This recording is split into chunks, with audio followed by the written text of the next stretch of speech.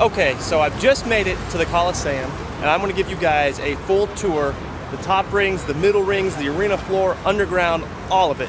So I hope you enjoy this. Remember, this is all I have is a cell phone to record this stuff, and I have a really crappy 360-degree camera. I will post a link in the description so you can see the 360-degree view of what I've taken. Okay, everybody, so I'm going to start the tour off by climbing these stairs to the second floor. The Colosseum could hold an astonishing 50,000 spectators. However, these stairs are crooked and they slant and they're not even, but you know what, I guess they still work. That's pretty amazing.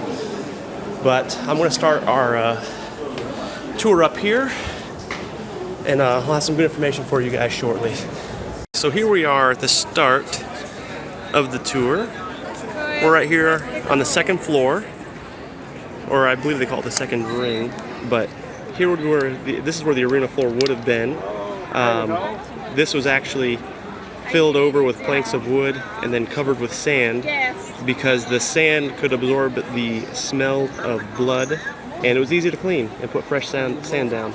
So I'm going to keep going around here and just give you guys different viewpoints, and I'll try to give you different trivia about the Colosseum as I go along. I'll also show you some great viewpoints of the Arch of Constantine, Palatine Hill, and the Forum that you can get from within the Colosseum. Alright, so here is a view from the second ring of the Colosseum. This is the Arch of Constantine directly in front of us. I'll get us a better view of that shortly. And right there in the background, that's Palatine Hill. Okay, so here is a side view of the arena floor from the second ring. You can see below, that's where they would raise and lower things, move stuff around down there. The slaves would work, the animals would be down there. We'll get a better view of the underground shortly. However, this arena was built in a 1.6-to-1 ratio. A lot of the seats, as you can tell, are gone. Right around here, this would have been seats. They're all gone. Right here, Benito Mussolini actually restored some of these seats right here. But the sheer size of this Colosseum and the fact that it can hold 50,000 people is quite remarkable. I'll get you guys a view from the ground level here very soon. Alright, so here's a view from the opposite end of the Colosseum. It juts out a little bit, so it's going to give us just a little bit better view. You can see up here the outer wall. There used to be another wall over to the left, but it fell during an earthquake. Just a good view of the surrounding area and the arena floor. So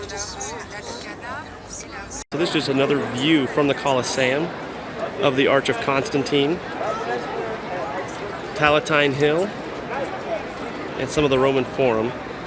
If we scroll around, you can even get a view of the road that no one cares about.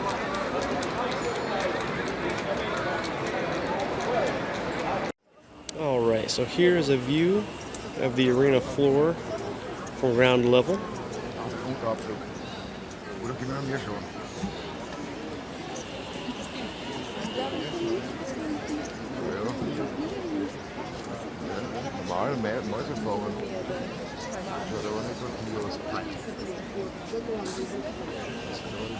When the Colosseum was originally opened, they had a 100-day festival to celebrate, in which over 100 days they killed, I believe, 2,000 men and even more animals. I'm having to do a voiceover right here because for whatever reason they were very strict on people speaking down this hallway, which basically just leads into the arena floor of the Colosseum. There's really nothing special about it. I don't know why they wouldn't let me talk down through here, but it's going to lead us out, as you can see, right there to the floor. This monument is famous in the world with the name of Colosseum. Why? Okay, so we're here on the ground floor of the Colosseum, I should say in it as well. We're on the stage that they have built. Let's see here, get a good view. We get a pretty close view here. We'll actually be going down. We actually won't get to go into this stuff, but you know what? We'll have a pretty good view from right here. we will be underground here very soon. I think in the next 10 years they actually plan on building a whole new arena floor here. So you actually be able to see what the Colosseum looked like. The floor did anyway. Alright, we're getting ready to go into the underground part of the Colosseum. Oh, she wants us to... Where'd she go? She says to get closer. So we're underground now, and again, they were very strict on people speaking, so I'm doing another voiceover. Right here, you could see where I just showed you was a very Roman invention, the flat arch. It's pretty cool to see. And then right over here, I believe I even scroll up and I show you like a traditional arch, which you briefly see right there. Right through here, they wouldn't let us talk, and I don't know why. But this is what the underground looks like going down to where the slaves would be as they were raising and lowering animals or cleaning up the blood or doing anything that is really required to do to run the Colosseum games. This used to be a lake, actually, where the Colosseum is. Nero used to have a lake here with a private barge, and when the next emperor took over and eventually they decided, hey, we gotta basically erase his memory or as much of it as we can, so they filled the lake in. This is where we're at now, where the lake used to be. They filled it all in with dirt and soil, and then they built the Colosseum on top of it, and that's basically what you see now. I'm going to briefly let the tour guide take over here. You have to have a guide going through the underground part of the Colosseum. They will not let you go alone. You can see there are 6 round holes in the middle of the travertine blocks. They were used to load vertical winches. The winches were very important for the movement of the animals' heads or props, decorations. The area I'm showing you now would be directly where the slaves and the menagerie would be as they were trying to pull gladiators up and down from the fights with the elevators, and also where the animals would be coming up and down through the elevators. This is a modern recreation of an elevator that would have been used in the Colosseum. Alright, so here we are on the third ring up here. Just giving you guys a quick little view from the third ring. I need to move so people can get their photos.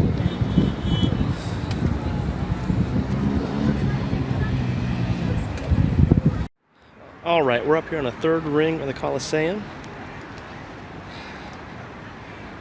This was just opened maybe about a month ago. It's a lot different view from up here. It looks great. There's the arena floor. This is probably going to wrap up everything I have at the Colosseum. It was one tour that I just kind of led myself around, and then there's one for the underground and the arena floor, and then this one, which is the third ring in Belvedere. But after this, I'll be hitting up the Capitoline Museum, but actually I'm going to get some food at Pane Vino after this. I hope you enjoyed the tour so far. Alright, so we are here at the Arch of Constantine. This was built to commemorate Emperor Constantine's victory over Maxentius. Basically, when Constantine became the emperor, he made Christianity the state religion. This arch is in bad condition, however. It needs to be renovated very badly. About 5 or 6 years ago, this fencing wasn't even here, and you could walk underneath the arch. But now it's too dangerous. Stone parts actually fall off of it. Another neat little interesting tidbit is, see these little statues? Where's my finger? See these little statues right here? These big ones? These are not, I mean, they are original statues. However, they were built from another site, and when the Arch of Constantine was constructed, they were actually pillaged from that site and then placed on top of these columns. So, and you can see a little bit of on the top, the reliefs. I'll try to get closer here. And it tells a story about Constantine's victory. It shows, on the other side, I believe it shows his vision that he received from God about how to put the cross on his shields. I believe it was the cross. Don't quote me on that. I don't want the history Nazis to skewer me. But, and he put the symbol on a shield, and it helped him secure his victory over Maxentius and bringing Christianity officially to Rome as the official state religion. This is just a slightly closer view of the Arch of Constantine. It's really amazing when you see it in person. It's huge, it's tall, it has columns. You know, I love real columns. I love real columns. So this is, I'm gonna get you a view of the other side and see what we can see. Maybe on the other sides as well, like the front, back, left, right. And then we're gonna head over to the Roman Forum and Palatine Hill. All right, so this is a view of the north side of the arch. It's very difficult to get a little further away than this because the area behind me is all fenced off. And of course the area in front of me is fenced off. So I'm gonna try to sneak up here and get inside the fence a little bit with my phone. There we go. So you see there's a little bit of the battle. Where's my finger? Whoop, there it is. There's a little bit of the battle happening between Constantine and Maxentius. I mean, even though this thing is dirty and in a state of disrepair, it is beautiful. Just the detail. I just imagine what this was like when it was first built. I mean, if it's a marvel today, just imagine what the people at the time thought of it. So I wanted to get a view here from the west side. And you can see what I'm talking about where the... Oh, I almost dropped the camera on my face. Where the stones are starting to fall off. It's just you're missing blocks of them. That may have been like that on purpose to let people go inside. Some of the parts of the Colosseum, this arch you can actually enter. Well, we can't, but at the time it was constructed, you could enter the inside of it. See, like here's an example of an entryway right here. But as you can see, it's in a terrible state of disrepair. You actually have like dirt and plants up here on this side. So, but you can still see some of the battle scenes and the battle relief and all that stuff right here. So it's an absolutely beautiful monument, and you'd have to come by and see it. It takes you, if you're at the Colosseum, spend an extra 15 minutes just to come admire this piece of architecture. So I want to leave this video off by basically letting everyone know that if you're going to go to the underground area of the Colosseum that you see me in, you have to buy a ticket online, or you can chance it and try to buy one in the lines by the Colosseum. They just simply don't allow you to go down there on your own. Furthermore, if you want to go to the third ring and the Belvedere that you saw me at, you're also going to have to buy a separate ticket for that and then try to coordinate the time appropriately so you don't overlap your tours. One thing to be aware of is that each tour is about an hour long. I'll post the links below that will link you directly to the Colosseum ticket site and the third ring and the Belvedere ticket site as well, which is all in the same site.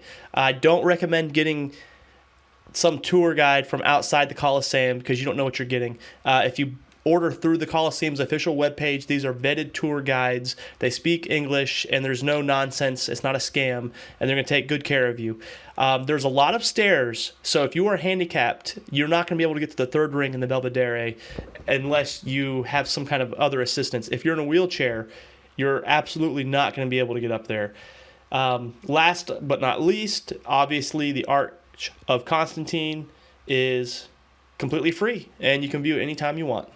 If you can, I hope you guys are enjoying these videos. Please like, comment, subscribe, share this video.